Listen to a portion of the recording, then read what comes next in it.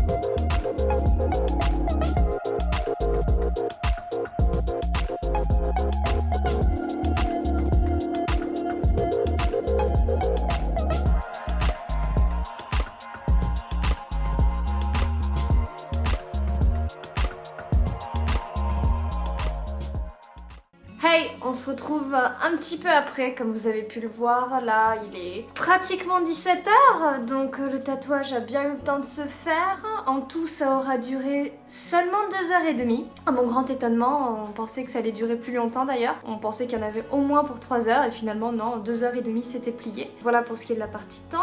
Pour de la partie douleur, alors c'est particulier. C'est-à-dire que c'est une sensation qui est pas habituelle, hein, clairement. Alors, ça fait mal, mais c'est gérable. Alors, surtout qu'en plus on dit que les parties les plus sensibles, ce sont les côtes et la cheville. Moi, évidemment, je vais aller me faire tatouer la cheville en premier, vous voyez. Donc, non, en fait, ça pique. Ça pique à certains endroits, mais après, franchement, c'était largement gérable. C'était pas non plus une douleur de ouf. Après, c'est sûr que je vais pas vous mentir, oui, ça fait quand même un petit peu mal. Ouais, c'est surtout quand on arrive sur des zones où la peau est très fine et qu'il y a de l'os en dessous. Je sentais la machine quand ça vibrait, quand elle enfonçait l'aiguille. Ça me faisait vibrer au passage l'os. Bon, c'est rien de méchant, moi, je trouve ça plutôt rigolo. Mais ça pique. Ça fait un peu la sensation, clairement, de ce que c'est-à-dire d'une aiguille qui vous gratte la peau. Voilà, la sensation que moi j'ai éprouvée en tout cas, c'était vraiment ce qui se passait. Hein. Ensuite, est-ce que j'ai saigné? Absolument pas. D'ailleurs, si un tatoueur vous fait saigner, c'est qu'il est allé trop profond dans votre peau. Normalement, il n'est pas censé atteindre la zone dans laquelle il y a votre sang. La zone dans laquelle le tatoueur est censé tatouer n'est pas censé saigner. Voilà, si vous saignez, c'est que vous êtes tombé sur un boucher. Ou alors, l'autre facteur qui peut faire que vous saignez, et ça, je le dis plus particulièrement aux majeurs qu'aux mineurs, n'est-ce pas? C'est l'alcool. Si vous avez bu avant de vous faire tatouer ou la veille de vous faire tatouer, et ça va vous faire saigner beaucoup plus rapidement parce que l'alcool ça fluidifie le sang. Donc quand vous vous faites tatouer et que vous avez bu la veille, il y a beaucoup plus de chances en tout cas de saigner, mais c'est pas non plus un flot de sang ou alors vous êtes vraiment tombé sur quelqu'un qui s'est pas tatoué. Moi perso, j'ai absolument pas saigné pour la petite fée que j'ai sur la cheville. Ah oui, autre chose qui peut faire saigner, c'est si vous prenez des médicaments, des anticoagulants par exemple. Ça a tendance à faire saigner, mais pareil, ça reste dans la limite normale. Donc je vous montrerai à la caméra de plus près en ce moment même à quoi ressemble donc le petit tatouage que j'ai à la cheville. C'est donc une petite fée en plein vol, les bras en arrière. C'est un dessin que j'ai réalisé il y a un peu plus d'1 an je crois. C'est un tatouage qui a une signification particulière pour moi. J'ai pas fait un tatouage sans signification derrière parce que j'avais peur de le regretter. Donc la signification de cette petite fée m'est propre. Jack, on ne se fait pas les griffes sur le canapé, merci. La signification de cette petite fée est assez importante pour moi. La posture qu'elle a, c'est qu'elle va toujours vers l'avant. Voilà, elle va de l'avant dans la vie, elle a la force de pouvoir le faire. C'est comme si cette petite fée, au fond, c'était moi. Quand j'étais petite, je collectionnais énormément les fées. C'est toujours un univers, moi personnellement, qui m'a énormément inspirée, que ce soit en dessin. J'aime tout ce qui est magie, fantasy et tout ça. C'est tout mon univers qui se rapproche là-dedans. C'est aussi assumer une part de qui je suis. Et la dernière signification qu'il y a aussi à l'intérieur, c'est que donc quand j'étais petite, j'avais beaucoup de petites figurines de fées et quand j'ai grandi, c'est mon père qui les a récupérées. Et comme mon père est parti l'année dernière, c'est aussi un moyen plus ou moins de l'avoir avec moi, si on peut dire ça comme ça. J'ai énormément réfléchi pour me faire ce tatouage. J'ai pris 3 ans. 3 ans avant de passer à l'acte. Ça a commencé lorsque j'ai voulu partir en Irlande avec ma mère. Je m'étais dit que ça serait bien que je ramène un petit souvenir de là-bas, et pourquoi pas un tatouage, ça m'était passé par la tête. Et puis finalement, je savais pas trop ce que je voulais. J'hésitais aussi beaucoup parce que j'avais très peur de regretter par rapport au dessin et au tatoueur, du résultat que ça allait faire. Est-ce que ma peau allait bien le vivre? Est-ce que ça allait bien vieillir? Et puis il y a aussi le fait qu'une fois qu'on l'a, on l'a, et c'est ta vie. Donc il y avait tout ça qui est rentré en jeu, et puis j'avais toujours voulu un tatouage de fée sur moi, ça m'avait toujours énormément intéressée. J'ai mis beaucoup de temps à la réflexion, et au bout d'un moment, j'ai des personnes dans mon entourage qui sont tatouées. J'ai des amis qui sont tatouées. En accompagnant l'une d'entre elles, déjà j'ai vu ce que ça donnait, ça donne envie, hein, quand on voit comment est fait le tatouage. Et puis surtout ce qui m'a fait passer à l'acte, c'est que Je me suis rendu compte, comme je le disais ce matin, qu'on a tous des cicatrices sur la peau et quitte à en avoir sur la peau, autant qu'on ait choisi. Et puis après tout, notre corps n'est qu'une location, si on peut dire ça comme ça. Donc avant qu'on le rende, autant qu'on le décore à notre manière, j'ai envie de vous dire, et qu'on s'y sente bien dedans. Et c'était un moyen pour moi aussi d'assumer une part de qui je suis. Et du coup, en réfléchissant un petit peu à tout ça pendant l'été, en voyant des copines tatouer tout ça, je me suis dit... Ouais, ça y est, c'est parti. Et c'est à ce moment-là que j'ai contacté la tatoueuse chez qui je me suis fait tatouer. C'est très important de choisir un bon tatoueur, en tout cas un tatoueur avec qui on se sent bien. J'avais déjà rencontré plusieurs tatoueurs, mais je me sentais pas, en tout cas, de me faire tatouer chez eux. J'avais besoin, en fait, d'un tatoueur qui fasse un style de dessin très fin, qui me plaise énormément.